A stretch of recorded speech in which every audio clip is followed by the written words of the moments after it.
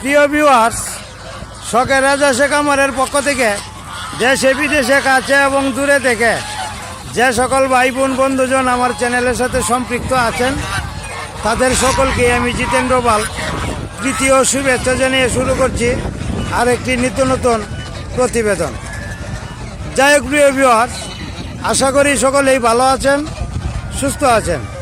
ভালো থাকেন, সুস্থ থাকেন, এটা আমি সর্বক্ষণেই কামনা করে থাকি।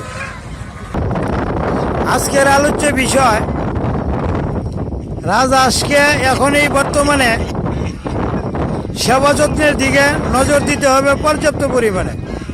কি কি বিষয়ের উপর নজর দিবেন, কি কি বিষয় লক্ষ্য রাখবেন, এই বিষয়গুলি নিয়েই আজকের আলোচ্য বিষয়।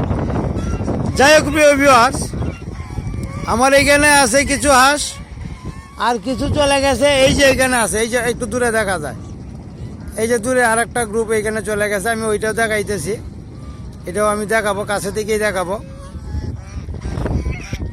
এখন যে মূল বিষয়, সেই বিষয়টা হচ্ছে আশ্বিন মাস চলছে। এখন কিন্তু রাজহাঁসের প্রায় 80 ডিমে চলে আসবে বা আসতেছে বা ডিম দিতেছে। এখন এই সময়টার মধ্যে আপনার যত্ন পর্যাপ্ত পরিমাণে করতে হবে। যদি যত্ন পর্যাপ্ত পরিমাণে করতে পারেন, সারা বছরের একটা উপার্জন এখনই আসবে এই প্রচেষ্টা থেকে। যাই হোক প্রিয় ভিউয়ার্স, যেহেতু এখন ডিমের সময়, আমার এই হাঁসটা, আমি একটা হাঁস চিহ্নিত করে দেখাইতেছি। এই যে এই হাঁসটা আমার কিন্তু এই যে তলা নামিয়ে গেছে, এই যে হাঁসটা, এই যে হাঁসটা, এই হাঁসটা কিন্তু 1-2 দিনের ভিতরে ডিমে চলে আসবে। যাই হোক প্রিয় ভিউয়ার্স, এখন হাঁসের যত্নের মূল বিষয়টা হচ্ছে দানাদার খাদ্য যতটুকু খায় ততটুকু দিতে হবে। এর কোনো হিসাব করা যাবে না। আয় ব্যয় হইল পরের হিসাব। আগে হাঁসকে দানাদার খাদ্য দিতে হবে পর্যাপ্ত পরিমাণে। আর একটা বিষয় লক্ষ্য রাখবেন, ভিটামিন থায়ামিনটা এবং ইসেলটা পর্যায়ক্রমে একদিন গ্যাপ দিয়ে দিয়ে পর্যায়ক্রমে চালাবেন। যদি চালান তাহলে ডিমের আকার আকৃতি এবং ডিমের বর্ণ এবং ডিমের পরিমাণ বা সংখ্যা বেশি বৃদ্ধি পাবে। এই বিষয়গুলি আপনি অবশ্যই লক্ষ্য রাখবেন। যদি লক্ষ্য রাখতে পারেন, আপনার খামারের জন্য আয় হবে। আপনি একটা হাঁস থেকে যদি একটা ডিমও বেশি পান, খামারের জন্য আয়। একটা বিষয়, ডিমের আকার আকৃতিটা যদি একটু বড় হয়, বাচ্চার আকার আকৃতিটা বড় হবে। সুতরাং এটাকে এ গ্রেডের বাচ্চা হিসেবে আপনি বিক্রি করতে পারবেন। যদি এ গ্রেডের বাচ্চা হিসেবে বিক্রি করেন, অবশ্যই 20-50 টাকা বা 100 টাকা বেশি পাবেন এই বি গ্রেড বা সি গ্রেডের বাচ্চা থেকে। এটা আপনার উপর নির্ভর করবে, যত্নের উপর। তাছাড়া হাঁসে যাতে রোগ ব্যাধি আক্রমণ করতে না পারে, সেই জন্য আপনি পর্যাপ্ত পরিমাণে নজরদারি করতে হবে। নজরদারির প্রধান মূল কারণ হচ্ছে পর্যাপ্ত পরিমাণে পানি থাকতে হবে। আমি দেখেন, এই যে আমার হাঁসের ঘরটা রাখছি, আশেপাশে কোনো বাড়ি নেই। এই যে দেখেন, অনেক দূর পর্যন্ত। এইগুলো কিন্তু প্রায় 2 কিলোমিটার কাছাকাছি হয়ে যাবে, অনেক দূর। এই যে এইখানে আছে অনেক দূর পর্যন্ত, ওই যে কালো গ্রামগুলো দেখা যায়, ওই যে দেখা যায়। এইগুলো কিন্তু কাছে যে উঁচু স্থানগুলো, এইগুলো কিন্তু রাস্তা। আর ওই যে গ্রামগুলো দেখা যায়, এইগুলো কিন্তু গ্রাম, অনেক দূর পর্যন্ত।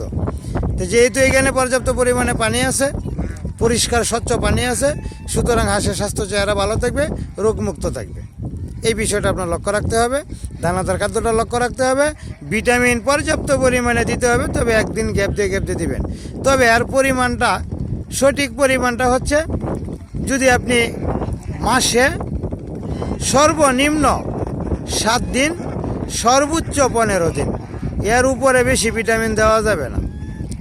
আর 7 দিনের নিচে দেওয়া যাবে না। 7 দিনের নিচে যদি দেন, তাহলে ভিটামিনটা হয়তো বা কার্যকারিতা ক্ষমতা যেটা, এটা কম আসবে। একটা বিষয়। 2 নম্বর বিষয়টা হচ্ছে 15-র উপরে দেওয়া যাবে না, তাহলে আপনার হাঁস ভাঙতে যাবে বেশি, মানে স্বাস্থ্যশালী হয়ে যাবে বেশি, ডিম দিবে দেরিতে, ডিমের সংখ্যা কমে আসবে এবং বন্ধাত্ম লাভও করতে পারে। যাই হোক, হাঁসটাকে বেশি চর্বিযুক্ত করা যাবে না। যদি চর্বিযুক্ত করেন, গরমের কারণে হাঁসটা স্ট্রোক করতে পারে, মারা যাইতে পারে বা মাথা ঘোরানো রোগ হইতে পারে। এই বিষয়গুলি আপনি অবশ্যই পর্যাপ্ত পরিমাণে লক্ষ্য রাখবেন। আর একটা বিষয় অনেকেই বলছেন যে আপনি যে কামারটা করেন এই কামারের গড়টা কীরকম করেন। আমি কামারের গড়টুকু দেখাইতেছি। এটা উঁচা দিয়েছি, উচ্চতা যেটা এটা একদিকে দিয়েছি 5.5 ফুট, আর একদিকে দিয়েছি 3.5 ফুট। সেলাগর সিস্টেম টিন দিয়েই করেছি। আমি কিন্তু টিন দিয়েই কামার করি, আর শীত সময়ে বাচ্চার জন্য কম্বল দিয়ে করি। এইখানে একটা টিন দিয়েছি ভাতারে, আর সকল উপরের অংশটা যেটা চারিদিকে এটা কিন্তু একদম খোলামেলা। এই যে খোলামেলা দেখেন, তার মানে বাতাস একদিকে আসতেছে আরেকদিকে চলে যাইতেছে।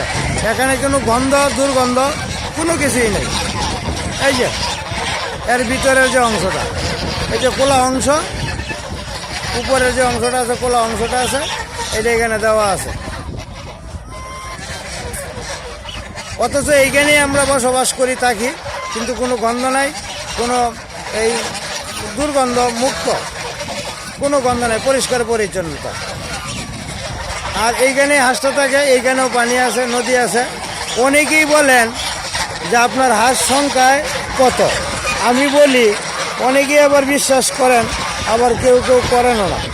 কারণ এর কারণটা হচ্ছে এটা এক একজনের অভিরুচি। আমাকে একজনে প্রশ্ন করে, আমি আর উত্তর দিই। উত্তর দেওয়া মানে আমি যেটা সত্য সঠিক ওইটাই বলি। এখন আমার 5,000 থাকলেই কি আর 50টা থাকলেই কি, কেউ তো আর আমাকে কম থাকলে বেশি বানাইয়া দিবে না, আর বেশি থাকলে আমার না বলার কি কারণ আছে, কেউ তো আমার এখান থেকে জোর করে নিবে না।